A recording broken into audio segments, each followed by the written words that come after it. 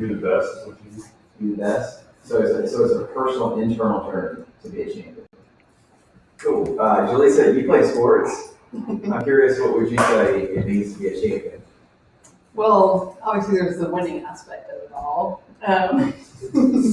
But I do think it's something about like the top peak performance, not only obviously to win a game, but as just a team functioning and as a member of that team yourself as well. So being a part of a team, functioning within the team. Yep, the discipline that it would take is insane. I don't know if you read about like some of Tom Brady's even like speaking of champion Super Bowl and stuff, but like the stuff that he disciplines his body with to be in that peak performance. It's pretty amazing. It's pretty insane. So when we think about a champion, I read this the other day about Tom Brady. There was a golf match. I don't know if you guys remember this, like Tom Brady and Tiger Woods. They had like this, I think it's 2-on-2 match. It was back in May of last year. And Charles Barkley was the commentator. And there's a video of Charles Barkley talking about this. It's pretty funny.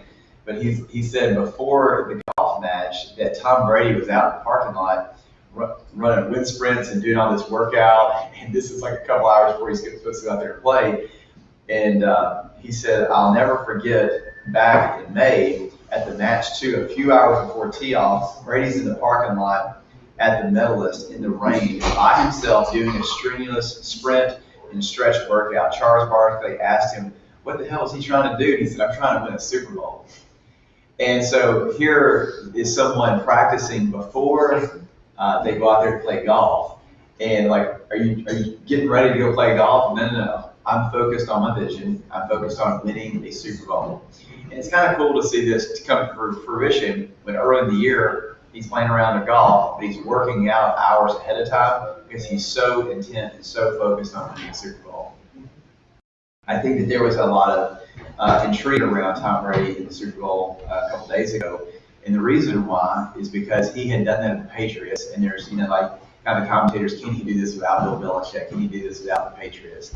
And for him to move to a brand new team, a brand new system, for him to, in a sense, have all new players, different coach, and to be able to win a Super Bowl when, early on in the year, the Tampa Bay Bucks were not doing so hot. But, he's not looking at his outside circumstances. He's really focused in on who he was, how he needed to show up, who he would need to be for any team, regardless of who he was traded to from the Patriots. So that being said, this is kind of how it started for Tom Brady, and this is how it's going for Tom Brady. He's Super Bowl champs of a different team. And I think that there's a lot for us to learn because sometimes we want to make sure the environment is just right before we turn ourselves on, before we focus our efforts on giving our all. We want to make sure that we got the right team. We want to make sure that everything's just perfect and we're getting ready to get ready. Versus, I'm going to be prepared for the moment. I'm going to be equal to the emergency. I'm going to be able to step into that moment regardless of what team I'm on, regardless of who I'm throwing balls to, regardless of who we play. It's important for me personally to become a champion. And I think that we can learn a lot from this type of mental disposition to where he will condition himself, he will push himself to be in a position to overcome the adversity. I'm reminded of a Bible verse that talks about what does it mean to compete. And it says, don't you realize that in every race, or that in a race everyone runs, but only one person gets a prize. So run to win.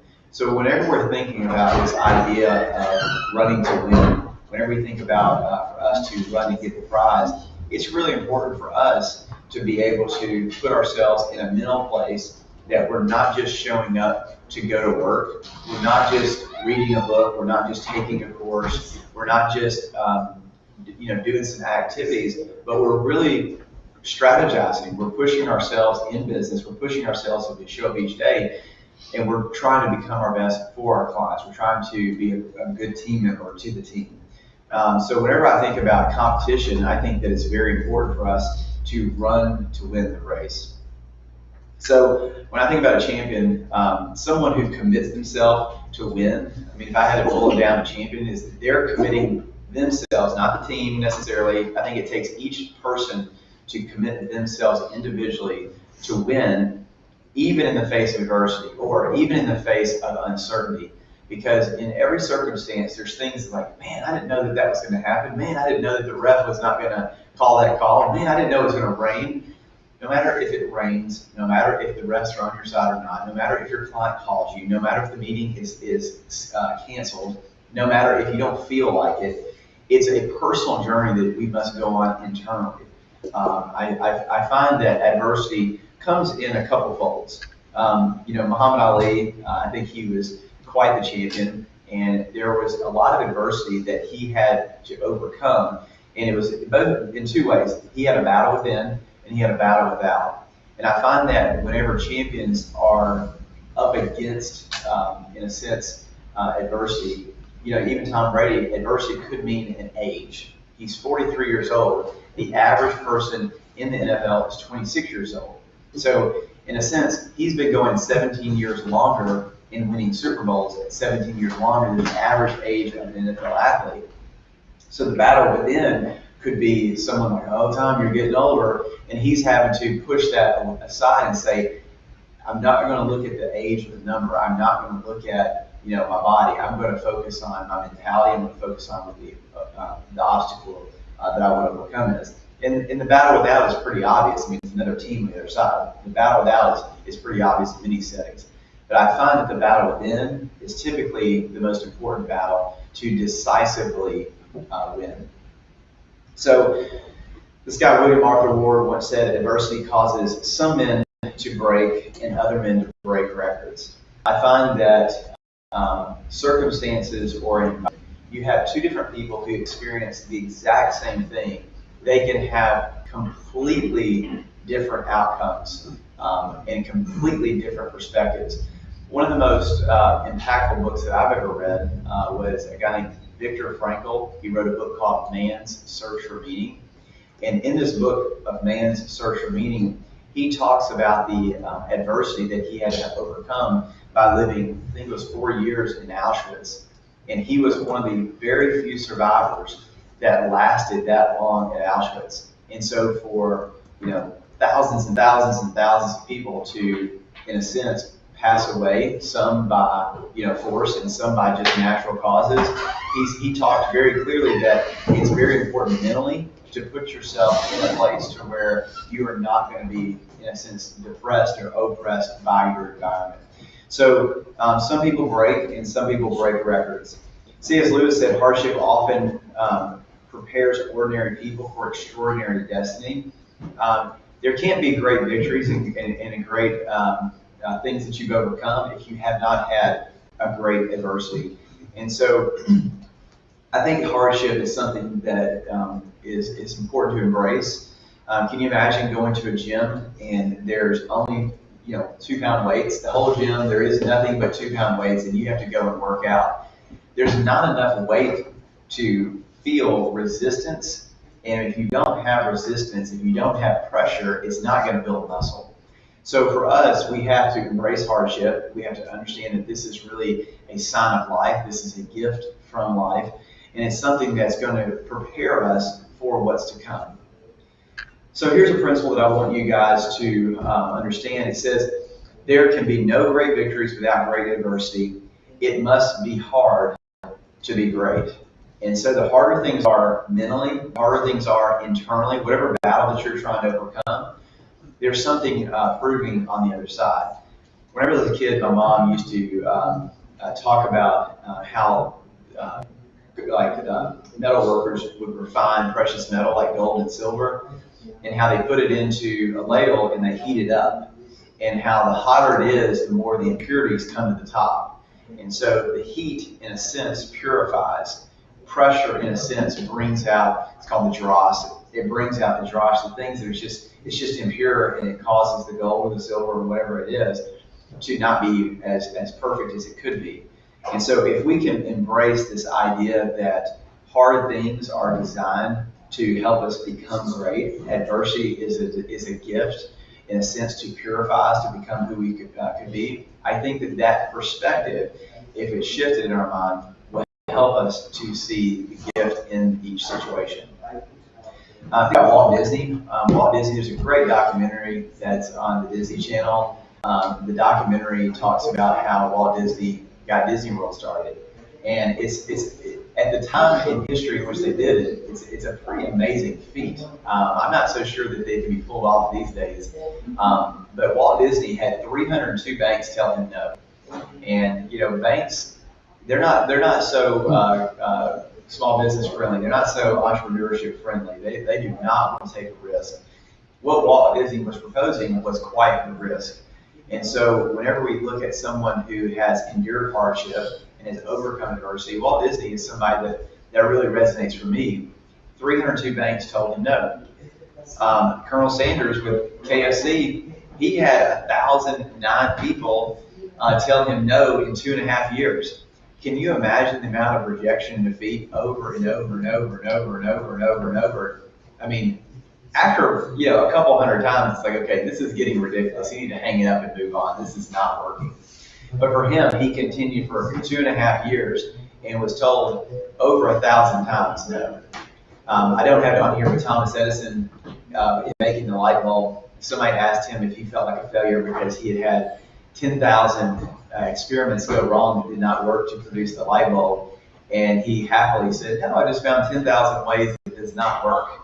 So he was able to look at the gift in it, and ultimately he was able to accomplish his goal. So what does it mean to become a champion? And it all starts with our mindset. It all starts with our mental disposition and how we show up for each day. So I want to talk briefly about the anatomy of a champion.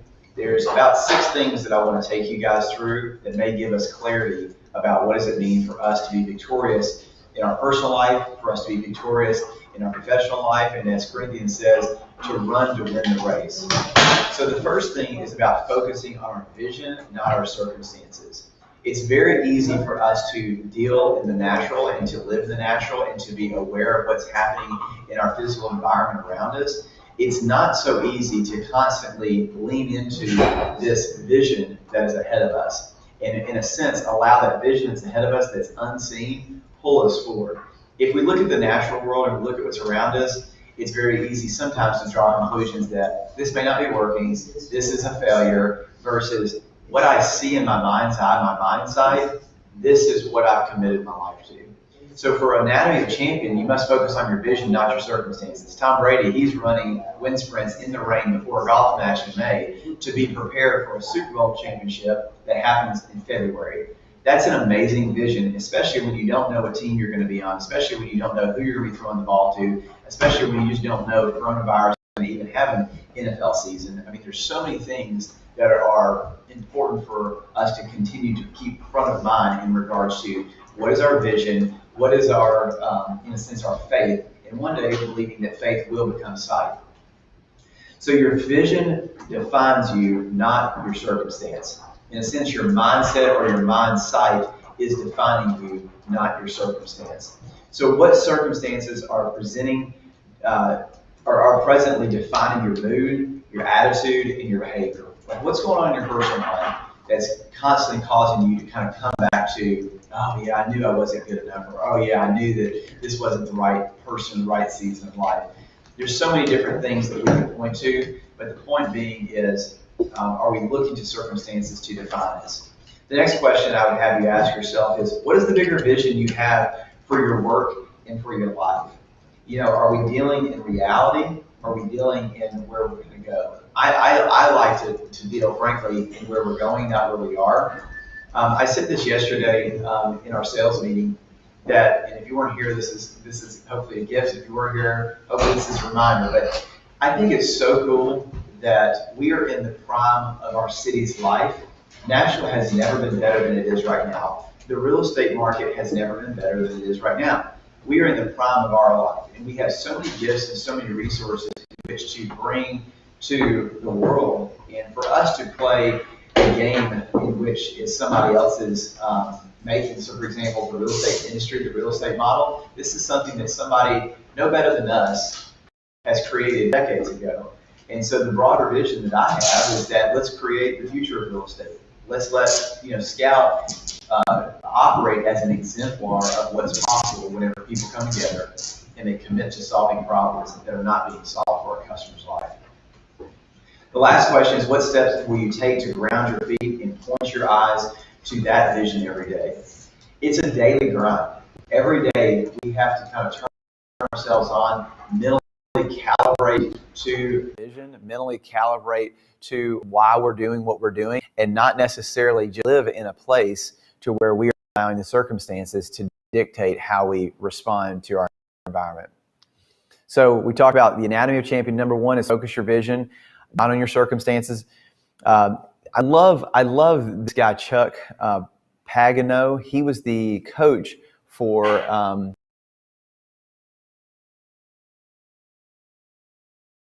found out he had cancer, and there was this great interview of him about having cancer, and it was pretty emotional. But he said, cancer is my circumstances. Dancing at my daughter's wedding is my vision. And so for him, he had a very clear vision about why he wanted to overcome cancer. Very clear vision about the dedication that he was going to be given to his health. And so Chuck, last year, he was the coach or defensive coordinator for the Bears. So this was many years ago, and he has continued to beat cancer. And he has a very clear vision that I want to dance at my daughter's wedding. So I think, like, when you think about dancing at your daughter's wedding versus I just want to get healthy or I want to not be in pain, like the short term versus the long term. He's very clear about the long term vision. The number two that we have here about the anatomy of a champion is having a standard of excellence. And having a standard of excellence, we all get to determine what that is. I like to think about that as we each have our own thermostat. We get to set the thermostat at whatever temperature we want. So your standard is up to you to determine what your temperature is going to be. So when I think about standard of excellence, there's a couple things that come to mind. The first is preparation. Preparation to me is mental toughness. It's physical readiness. There's an aligned heart and mission, and you have developed your skill. So there's, in a sense, been a proving ground, a testing ground of something that you're going to develop who you are. So both mentally, physically, in your heart, your mission, and your skill set. You're working that skill. The next thing is having a game plan. And so as we show up on a Monday morning, as we show up on a Tuesday morning, as we show up week in and week out, month in and month out, do we have a plan or a system of execution? In a sense, a proven and systematic approach to how we're going to work at a high level. If we're working just one-offs, like, oh, I'll write a quick email, or oh, I'll send this post, or oh, I'll write a letter to a friend, I think that we can live a whole life of one-offs, but people who truly gain momentum are building a framework and a system that is proven that they can replicate over and over and over again. In a sense, you could write an email sequence, and it may take you an hour to write a great email, or you can commit 3 hours to make sure the links are right, make sure the landing page is right, make sure the video structure is right, and you're doing it to a finish so that this email can last into perpetuity forever. The next time you go do it, it's going to take like all of 2 minutes to fire it out versus a work of art every single time. And so I think that having a game plan is about building a proven systematic approach to how you work at a very high level. The last thing, this came from Nick Saban. He talked about how a lot of times 5-star athletes will come into the program and not pan out. And sometimes they'll bring in a 2 or 3-star athlete into Bama's program, and they will become a first rounder. I think about the guy, Marcel Darius. He was a 3-star athlete. He was, in a sense, coming out of high school, was not highly recruited, like a last-minute addition. He was the number 3 draft choice the year in the round 1, number 3 draft choice, and he was not even that highly recruited. So in a sense, Marcel Darius shows up with a standard how he's going to play. Sometimes people who have better skill may have had better opportunity, have lower standards. So Nick Saban had said, mediocre people and high achievers cannot coexist. Mediocre people hate high achievers. They don't want to be around like, man, quit running so fast. Like, you're making it hard for all of us. Or, hey, quit waking up so early. Or, hey, quit pushing so hard. You're making us all look bad. Like, the mediocre people are kind of like crabs in a bucket. They just want to pull people down to their average, to their standard. And then high achievers cannot stand being around mediocre people. They want people to level up. I don't think that there is necessarily, I think that the wording here of what Nick Saban said, there's not mediocre people and there's not high achievers, but there is a set standard that which they have come into agreement and they have adopted for themselves that, in a sense, hold them back. So we are all responsible for the standard in which we set for our personal lives. Jerry Rice, I love what he had to say. Jerry Rice had played in the NFL for, I think, 18 years, quite a long time. And he said, "Today I will do what others won't to get what others can't." And Jerry Rice is known as probably the greatest receiver of all times. And even to this day, I mean, even though he's older and not playing in the National Football League, he still does Dancing with the Stars a couple years ago. And when you saw him, man, he looked in phenomenal shape. You know, and they had kind of how he still practices with some of the NFL wide receivers. He's in phenomenal shape. So all that to say is, what is your vision, and are you willing to do things that other people will not do to get results that you want to have? So here's the second principle, is who you are is more important than what you do. So when we talk about the anatomy of the champion, we talk about your focus, we talk about your system, your mindset. It's about who we are becoming, not necessarily what do we function in or what do we do that day. So number 3 is about taking ownership of the responsibility of influence. Last week we talked a lot about influence and the importance of being about carrying yourself in a way that is influential to people. And ultimately your life is either a warning to folks of what not to do, or it's an example about what to do. So we talk about taking ownership of the responsibility of influence. It looks like this. Who do you allow to influence you? I think that, it's one thing to want to influence other people. We live in a society where everybody wants to be an influencer, it seems like, on Instagram. The other day, Karen and I were driving through the Gulch, and looked like a pack of 16-year-old girls, and they were all like taking their selfies and stuff. I said, "Oh, look at those little budding influencers. Is this going to be a college degree in the future?" I think that it's important for us to not necessarily want to influence first, but to be recognized as, who do I want to be shaped by and influenced by? I think that may be the better first approach, because we can't give away something unless we've had it first. And a lot of times we're trying to get, especially in our industry that has an image-heavy, ego-first mentality. It's like, I want people to know about me versus I want to become valuable. I want to grow. I want to strengthen, and I want to emanate my value then outward. I have something to give because I put it in. So who do you allow to influence you? The next thing is, are you intentionally influencing other people? And so as you are being poured into, who are you going to give your life away to? Who are you going to try to, in a sense, serve at a deeper level? The next question is, when you pray, do you pray to be blessed, or do you pray to bless other people? So we talk about influence. I want to be influential in a way where we're meeting people's needs at a very real and tangible level. And the last question is, how are you impacting other people? Are you impacting them for good? Or is this a transactional thing, or are we building a long-term relationship with individuals? So the call to action here is, be a person someone wants to emulate. Set an example and care about other people. Create an environment where other people can succeed and grow, and influence decisions through thoughts, habits, and priorities. So what are your reoccurring thoughts? How are those thoughts turning into an action? How are those actions turning into habits? Do you have good sleep habits? Are we going to bed at a good time? Are we waking up at a good time? When we wake up, is it typically chaos, or do we have a structure in which we wake up? We all are developing habits, whether they're empowering or disempowering. That's neutral, and that's up to you in a sense. But if our habits are something that we take very seriously, we want to base those habits on priorities that are going to move us closer to our vision.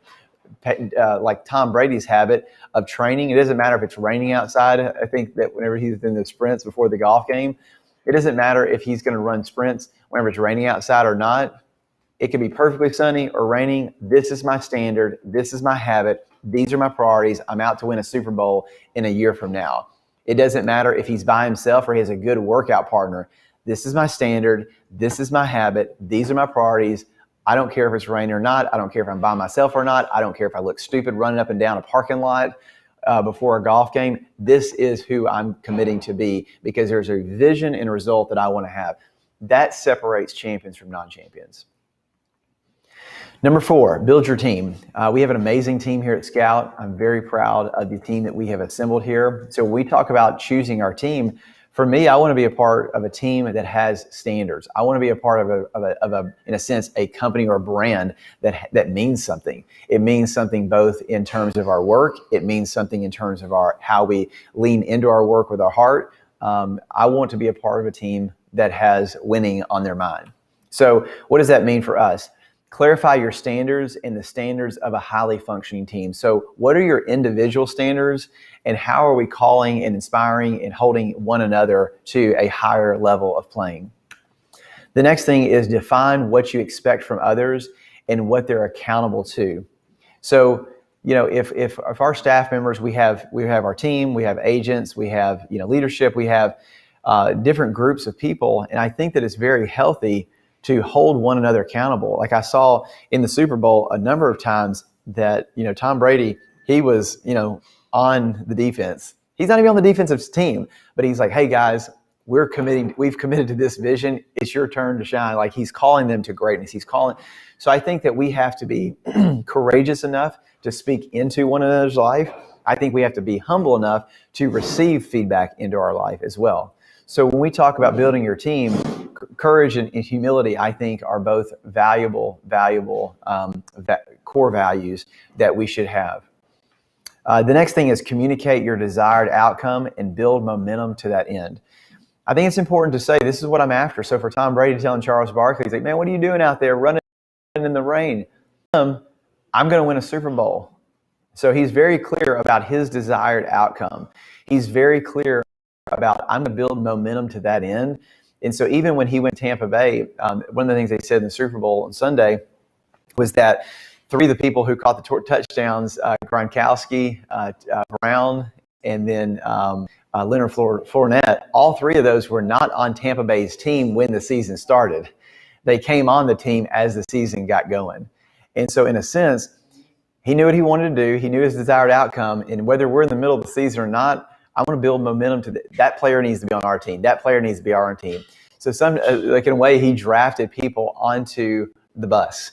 He set the standard and said, hey, if you're coming on my team, Antonio Brown, you've been a little reckless and crazy at other teams. You can't stick for more than a year.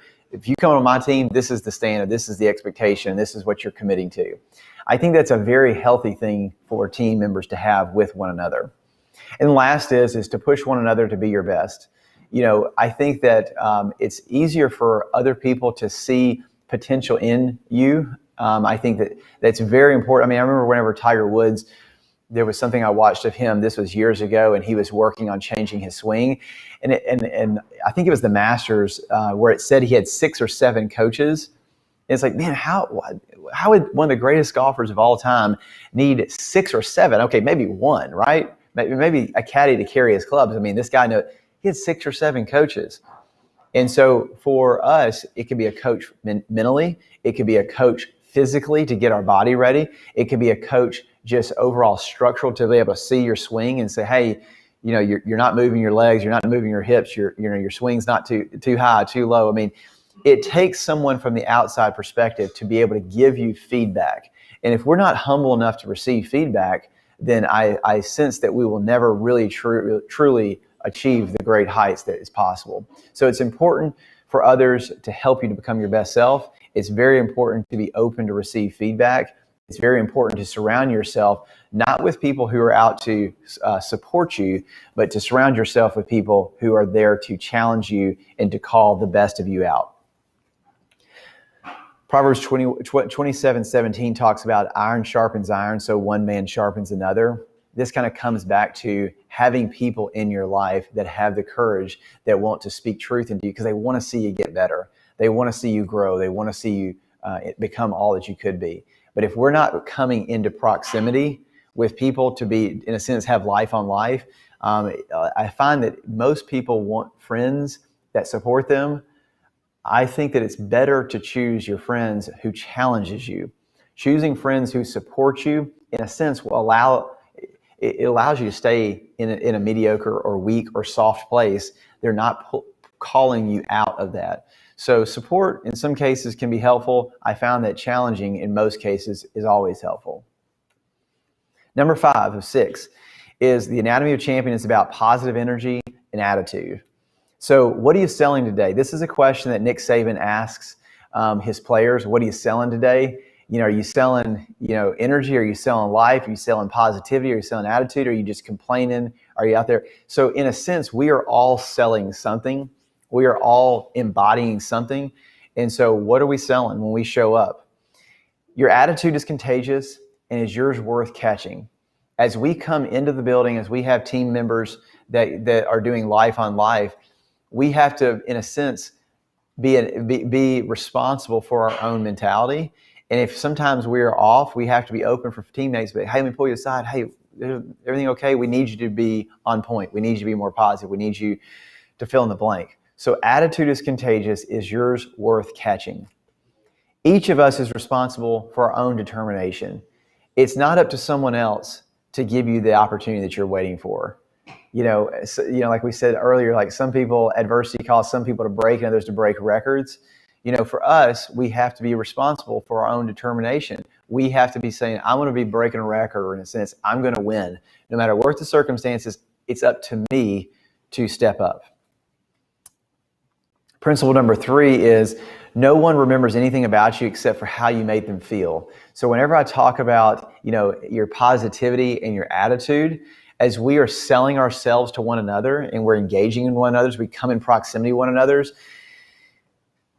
Whenever we, in a sense, depart from one another, or whenever we start to leave our clients or we have a closing, they're going to not remember every word that we say. They're going to take away, how did I feel about the closing experience? How did I feel about the buyer consultation, the listing presentation? How did I feel about that L10 meeting? How did I feel about that sales meeting, that power hour? So we want to make sure that as we're engaging with other people and we are trying to, in a sense, level up and set a standard for ourselves, we want other people to feel that we care, that we're listening, that they're important, that they're honored, that we have, in a sense, obsessed about their problem, that we want to solve for them. So let's keep that front of mind as we engage with our clients and as we engage with one another. The last thing was having pride in your performance.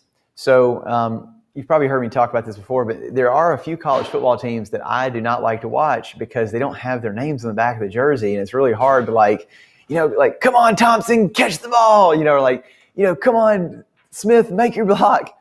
I don't know who it is. It's just a number.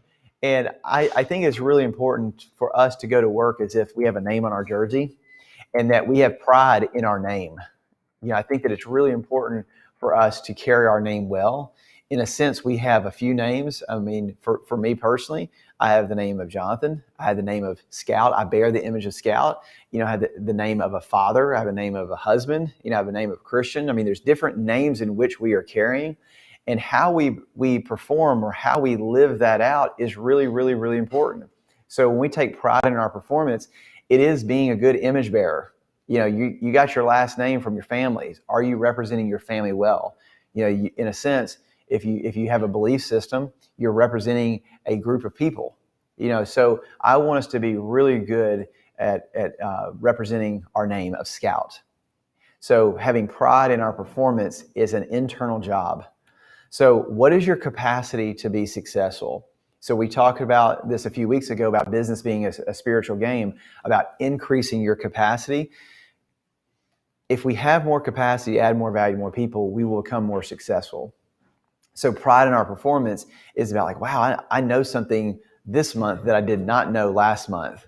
There's something I read, or there's a new distinction I made, or there's a conversation I've had that I'm now more than I was back in a month ago. I now have a better insight. I now have more skills or more value to bring to the table. So what's your capacity to be successful? The next thing is, how big is your frying pan? Nick Saban told this story about how big is your frying pan. He said he was fishing out in the lake, and there was a guy down the way from him that he was catching fish, and he kept noticing the guy. He was keeping the little small brim that he was catching, like the little smaller fish, and putting those in his bucket, and he'd catch a little bit bigger ones, and he'd throw it back in the water. And he said, I kept watching this guy. Every time he'd catch a fish, he'd throw back the big ones and keep the small ones, and that's typically counterintuitive. So finally he walked down there and he said, hey, I couldn't help but notice that you're throwing back the big fish and keeping the small fish. Well, why is that? And the guy said, oh, well, at home, my frying pan's only this big, and so I can't cook my big fish in there, so I just keep the small ones because it fits my frying pan. What? That is the stupidest thing ever. But in a sense, when we talk about what is your capacity to be successful, your capacity to be successful is how big's your frying pan. And so if we're going to be a champion, if we're going to show up, we have to have a bigger frying pan. We can't play such small ball. We can't just play with limited thinking. We can't play within the realm of possibility. I want to be absolutely irrational. I want to be absolutely irreasonable because I want to have a bigger frying pan. I want to have a bigger life. I don't want to play small and everything I did was possible and so calculated that, yeah, this should all work out just fine versus let's be irrational. Let's be reasonable. Let's have a bigger frying pan and let's just see. There's a great story in the Bible about Jonathan and his armor bearer and how they left their camp to go to the Philistines. They left the army by themselves in the middle of the night to go and attack the army. And Jonathan says, let's see if God delivers them in our hand. I don't know if they will. Let's just see if they will. That's pretty irrational. That's crazy. That does not make any sense at all. But in a sense, they're not playing only in what is seen. They're playing in a supernatural world what is not seen. They're playing to their vision, and they're playing to maybe something's past possible. Let's check it out and let's see. That's the way I want to live life. That's exciting to me. And so when we talk about the anatomy of a champion and having pride in your performance is sometimes taking very big risk, and sometimes it just does not pay off. And that's okay because now you've learned something that nobody else knows. Next thing is pride comes in knowing you gave your best in every moment. Whenever things don't work out, you know deep down if you gave it your all. You know deep down if it's something that you gave your life to. You know deep down if there was anything that you held back or you reserved. And so pride in your performance, no one's going to know whenever you go home and you look at yourself in the mirror if you held back. No one's going to know if whenever you go home and you look at yourself in the mirror if you had reserves or like, I didn't put it all in line. Only you know is like, I gave it my all. No matter the outcome, I gave it everything I had. Martin Luther King, I love this quote. He said, if a man is called to be a street sweeper, he should sweep streets, even a Michelangelo painted, or Beethoven compared music, or Shakespeare wrote poetry. He should sweep streets so well that all host of heaven and earth will pause and say, here lived a great street sweeper who did his job well. In a sense, it doesn't matter if you're sweeping streets. It doesn't matter if you're selling houses. It really doesn't matter what you're doing in your life. Are you doing it so well that the world recognizes, hey, that guy right there, when he sweeps a street, there is nothing in the gutter. There's nothing in the crack. I mean, it's going to be perfect. Like that person is very focused on making life better for themselves and for other people. So when we talk about having pride in your performance, it doesn't matter how menial the task. It matters how you show up to do it. And so this is what I wanted to convey to you today. Whenever we talk about I am a champion, we talk about what does it take to win. There are the factors that we talked about: your focus, your mentality, your physical preparedness, the team that you've assembled, and basically your overall pride in how you address something. So I want to encourage us to not necessarily enter life looking at the world around us to validate what actions we should be taking, or looking at the world around us to give us excuses about what could have or should have and would have happened. I want us to live life on our terms. I want us to show up and play the game of life as if our lives depend on it, because it does. This is the only one we get. So each of us have the potential to be a champion. Only you get to decide if that will happen or not.